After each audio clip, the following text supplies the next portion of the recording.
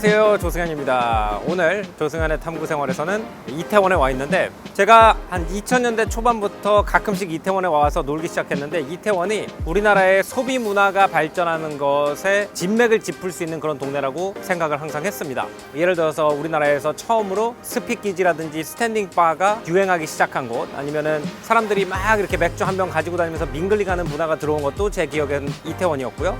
우리나라에서 동남아시아 음식이라든지 아프리카 음식 같은 거를 현지 맛으로 처음 맛볼 수 있었던 것도 이태원이었어요. 그래서 우리나라의 놀이 문화, 춤 문화, 외식 문화가 처음에 해외에서 이렇게 씨앗이 날라오듯이 들어와서 한국의 방식으로 꼽히는 것을 이태원에서 봤기 때문에 저한테는 굉장히 많은 추억이 있는 곳이고 서울의 발전을 경험하게 한 곳이기도 해요. 근데 이 소비 문화가 이렇게 들어오면서 가장 하이 레벨의 소비 문화가 무엇이냐라고 생각을 해보면 저는 아트에 사람들이 소비를 하기 시작할 때인 것 같아요.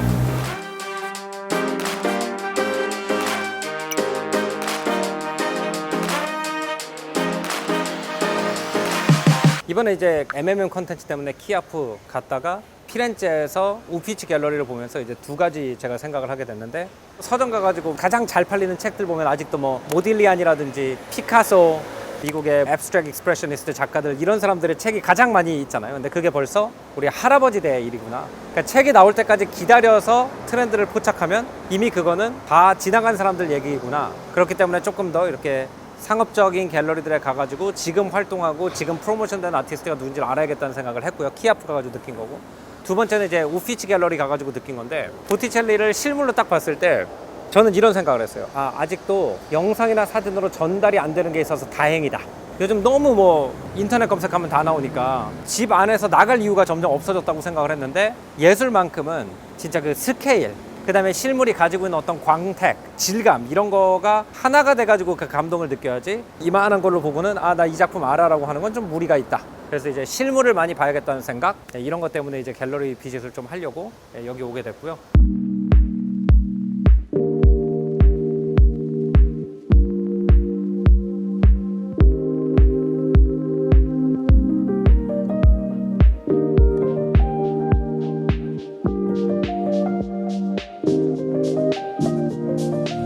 나도 이제 전시회에 오랜만에 와보는 거니까 약간 책을 읽을 때 나만의 독법이 있는 것처럼 그림도 나만의 즐기는 방법이 좀 생겨야 될 것 같긴 해요.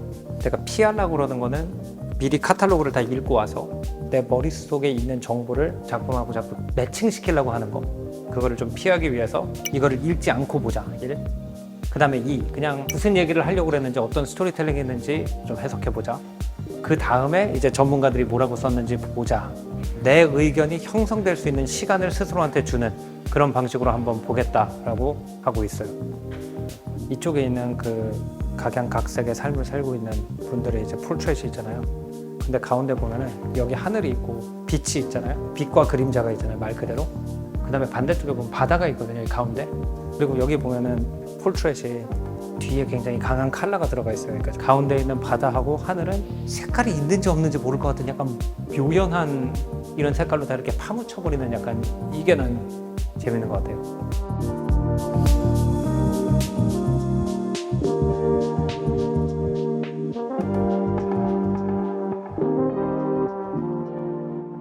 그 초상화 볼 때 눈을 이렇게 맞추고 오래 있잖아요. 한 1분 정도 있으면 되게 뭔가 힘들어요.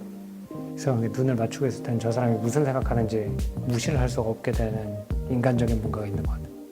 저 사람 눈높이보다 내 눈높이가 약간 5cm 정도 키가 작은 높이에 눈이 세팅이 돼 있어가지고 약간 이렇게 내려다보는 것 같은 느낌이 있으면서 약간 위압적이기도 하고.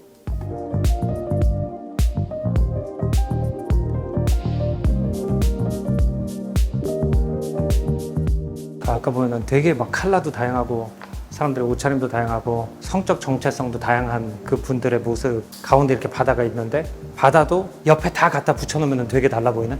그러니까 그 우리가 생각하는 차이라는 게 뭔가? 이런 거에 대해서 고민을 하게 만들어요. 2009년에 이 작가가 한국에서 캘리포니아까지 화물선을 타고 가면서 열흘 동안 매일 일몰과 일출을 찍은 거래요, 일단. 그리고 일부러 보편적인 장면을 만들기 위해서 아무것도 안 걸리게 찍었대요. 풍경의 보편성. 세계 어느 곳에서나 보고 접근할 수 있는 공유된 풍경을 시사한다. 이때 수평선은 1층에 전시된 인물들과 의미를 주고받으며 일종의 수평축이자 연결하는 타례로서 공동체의 범위를 당신의 해안으로서 나의 해안으로 확장시킨다. 대략 맞췄네. 이게 약간 이런 마인드를 가지고 예술을 보면 안 돼. 근데 이게 난 재밌다. 한스 홀바인으로부터 영감을 받았대요.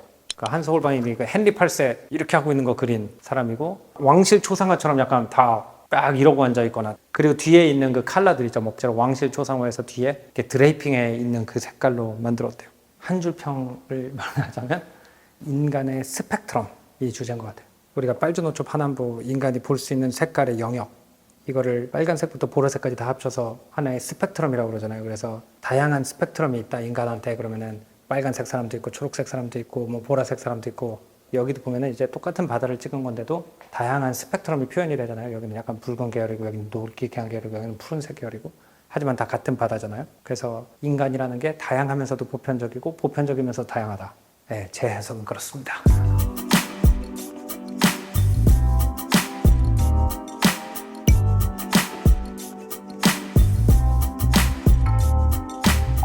기사에 보니까 세계적인 갤러리들이 우리나라에 들어오는 것도 중요하지만, 우리나라 갤러리들이 아트바젤이나 프리즈 같은 대형 국제 아트페어에 나가서 한국 아티스트를 소개하는 것도 굉장히 중요하다고 하더라고요. 그 기사에 나왔던 한국 갤러리, 휘슬 갤러리가 여기 3층에 있어요. 근데 갤러리 위치들이 는 항상 재밌는 게 뭐냐면, 아트 갤러리가 있을 것 같지 않은 장소에 항상 있어요. 저기 앞에 이제 편의점 있는데, 여기 내 친구가 하는 와인바 있거든요. 여기 그 옛날식 통닭집 있고 막 이런 동네인데, 그 안에 요만한 입구가 있고 일로 해가지고 3층으로 올라가면 거기 갤러리가 있다. 그리고 그 안에 전시되어 있는 작품이 언젠가 세계적인 예술가의 작품이 될 수도 있다. 이게 약간 이 소형 갤러리들의 매력이 아닌가 싶기도 해요.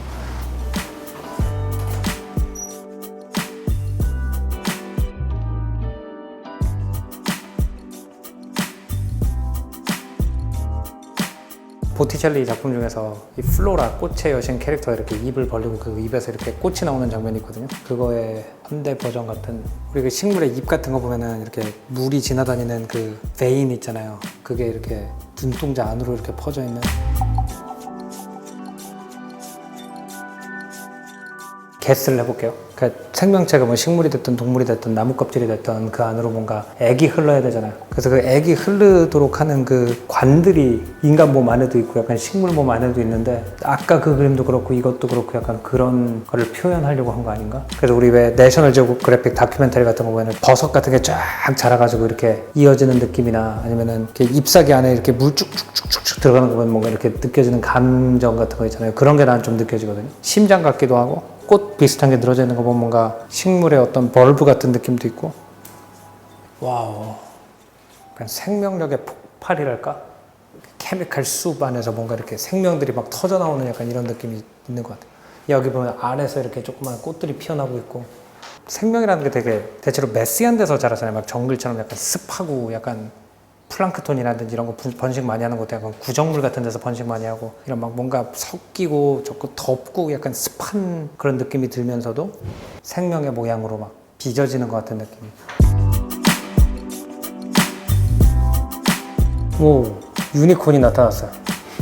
근데 우리 집 엘프처럼 생겼어. 일반적인 원룸 같은 느낌의 방인데, 작은 뭐 냉장고도 있고 서랍장, 창문 밖에서는 화산이 터지고 있고 비가 엄청 많이 오고 있어요. 근데 문 안으로 우리 강아지를 닮은 크리에이처 하나가 나타나서 잠깐 저기 방석에 앉았다 나갔어요.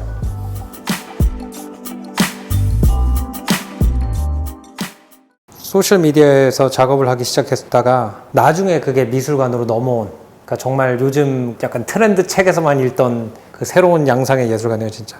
그러니까 이거는 프린팅을 해도 되고, 아까처럼 VR을 만들어도 되고, 콘솔 게임, 어그멘티드 리얼리티, 오픈 월드 게임, AI 제너레이티드 아트를 기반으로 작업을 한다고 그러니까 공부할 게 늘어나는 거지, 관람하는 사람 입장에서도.